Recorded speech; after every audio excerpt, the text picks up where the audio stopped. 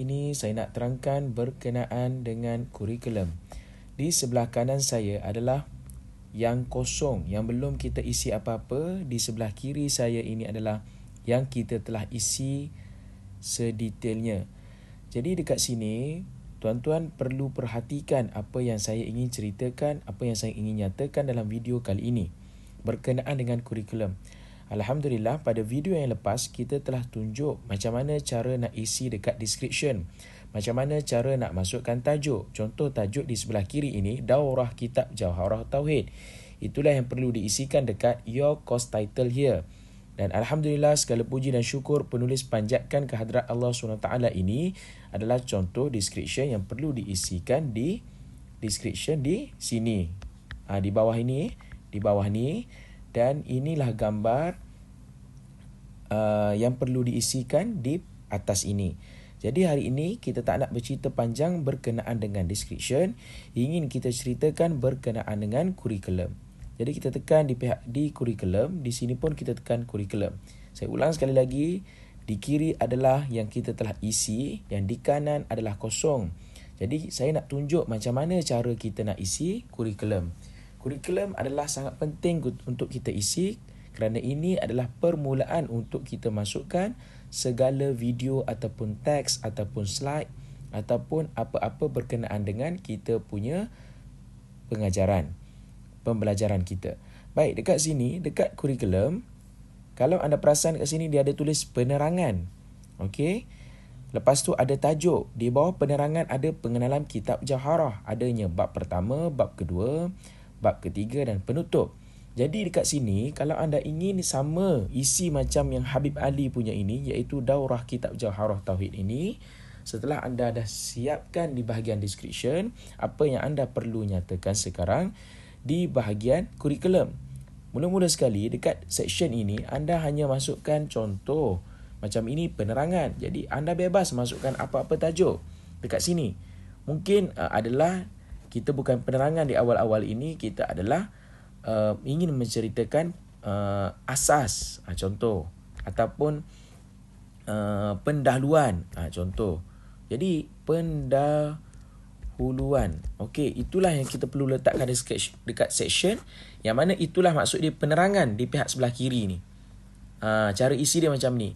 Contoh ini bab pertama, bab kedua. Okey, cara dia masukkan situ. Bab pertama dah ada, masukkan bab kedua, naik atas. Begitulah. Bab ketiga, naik atas. Okey, nampak tak ya? Sama sekarang cara isi dia macam ni. Ini di luaran nampak macam ni, dalaman cara setting dia macam ni. Jadi di sini dekat bab 1 ni anda perlu edit. Ni kan kita tengok dia ada bab pertama, dia tulis jom hayati bab ini.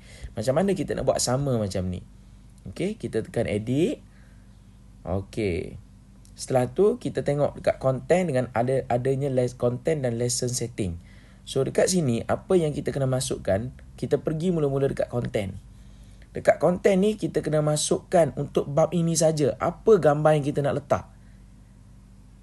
Kalau kita tengok dekat sini, bawah ni juga kita boleh tulis apa yang kita nak tulis. Jom kita tengok macam mana contoh dia akan keluar macam mana. Okey. Nampak tak? Ini gambar pengenalan yang penting. Dekat sini kena tulis apa yang kita nak tulis tentang video ni. Contoh yang tadi kita letak pendahuluan. Jadi kita mungkin boleh cakap pendahuluan yang wajib ditonton. Maka kalau anda tulis dekat sini, dia akan keluar dekat video ni bawah ni. Pengenalan yang penting ni. Dia akan keluar dekat video kita nanti di bawah ni. Atas ni video, di bawah ni akan keluar pengenalan yang penting. Itulah ayat yang kita tulis di pendahuluan yang wajib ditonton. Nampak sekarang? Okey. Seterusnya kita tengok balik dekat bab pertama tadi adanya video. Macam mana dia masukkan video? Kita pergi balik dekat edit tadi. Setelah kita masukkan gambar dan kita masukkan tulisan. Gambar ni kat mana akan keluar sebenarnya? Gambar ni akan keluar bawah video ni. Bawah ni, kat sini akan keluar. Tapi gambar ini kita tak letak. Anda bebas nak letakkan gambar ataupun tidak. Nanti anda boleh cuba masukkan gambar tersebut di sini. Di bawah ni. Di bawah video ni akan ada gambar. Lepas tu ayat. Itulah maksudnya kita isi dekat content. Kita pergi dekat lesson setting pula. Okey. Kalau kita perasan kat sini, keluarnya logo macam logo video ni. Bulat lepas tu ada 3 segi kat dalam. Sebab kita masukkan video dekat sini. Kalau kita masukkan teks, dia akan keluar macam ni. Ni teks. Yang atas tu nombor 1 itu teks. Itu contoh akan keluar logo teks macam tu. Maksudnya kita nak letak teks. Macam ni, kitab ni dia letak teks mula-mula. Penerangan tu dia tak terus letak video. Dia terus letak teks. Jadi mungkin kat sini anda boleh masukkan PDF kitab terlebih dahulu ataupun anda nak cerita tentang pengenalan kitab tersebut. Kalau di bab pertama ini, kita dah masukkan video. Jadi anda pilih video dekat sini. Macam tu. So dekat lesson video poster ni, anda kena masukkan macam mana, apakah video yang anda letak depan mula-mula. Okey, jom kita tengok contoh. Ni kalau depan ni dia letak video Habib Ali. So dekat sini tekan je, masukkan je video Habib Ali dekat sini atau video anda dekat sini. Dia panggil gambar depan. Okey, cuba kita tekan video. Video yang keluar video lain. Nampak ya, video lain.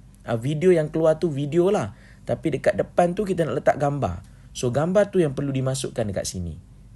Contoh anda letak gambar muka depan sebelum video tu, dia macam gambar sebelum video. Gambar sebelum video tu anda nak letak gambar apa? Ya, bebas anda letak kat gambar sebelum orang tekan video tu nampak gambar anda pun boleh. Lesson video URL ini akan diterangkan pada video yang berikutnya. Okay? Lesson duration ni penting anda kena masukkan. Maksudnya video ni sahaja ni berapa minit? Masukkan. Contoh video yang bab pertama tadi 10 minit. Nyatakan. Lepas tu lesson preview, lesson will be available to everyone. Yang dekat sini anda masukkan sahaja. Anda masukkan sahaja ia punya anda tik sahaja dekat sini. Okey, lesson front end description kat mana tu? Yang ni. Ni yang kita tulis, jom hayati bab ini. Jom kita tulis. Jom belajar bab ini.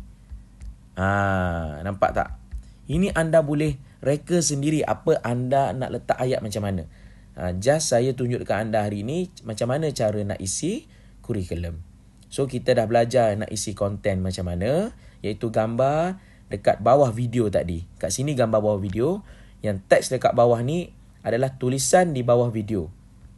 Tulisan di bawah video. Jadi kurikulum dekat sini juga dia ada. Kurikulum ni juga anda boleh isikan tadi bab pertama, bab kedua, bab ketiga.